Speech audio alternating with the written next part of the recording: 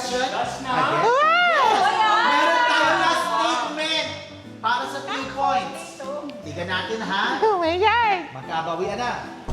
Colorblind ang mga chicken o manor.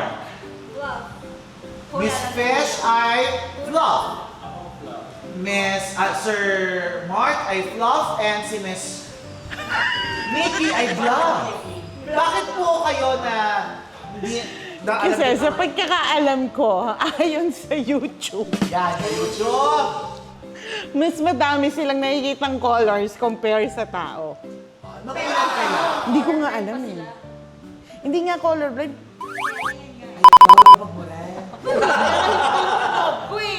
Pero kayo, naniniwala kang colorblind. Oo, colorblind. Bakit? Sir Mark, bakit?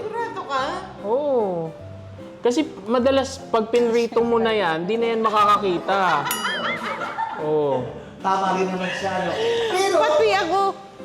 follow-up question. Yung mga manok ba, pag malungkot silang pinarito, pwede silang tawagin chicken joy? Pwede. Pwede Chicken kayo? sad. Existential question yun ah. Sige, itanong natin sa mga manok. Dala sila. Pero, for our final question, Sir Mark, ang sagot niya ay fluff, Miss Fish fluff din, at si Miss Nikki ang nag-iisang bluff. Tama ba ang colorblind? Chickens can see color. Alam mo yun? They have YouTube yan. chromatic Bakit ka lang sa vision, YouTube which naman, means they can see more colors than humans. Ang Ba't di ba ako nasa YouTube? Ay, ang galing, Bright. FPJ. Sabi mo, bakit ka lang sa YouTube naman? Yun yung mga pinapanood niyo sa YouTube, puro manok. Oo nga, ano ba yun sa Reels? Yung mga pinapanood mo kasi mga cocks. Oo, yung mga nagsasabang may cockfighting. Oy, I love Nagulat ako sa akin. Napaka-SPG nitong episode na to.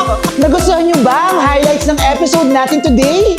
To watch the full episode, panoorin nyo ito sa aming Facebook and YouTube channel. And don't forget to download the Unleash app now.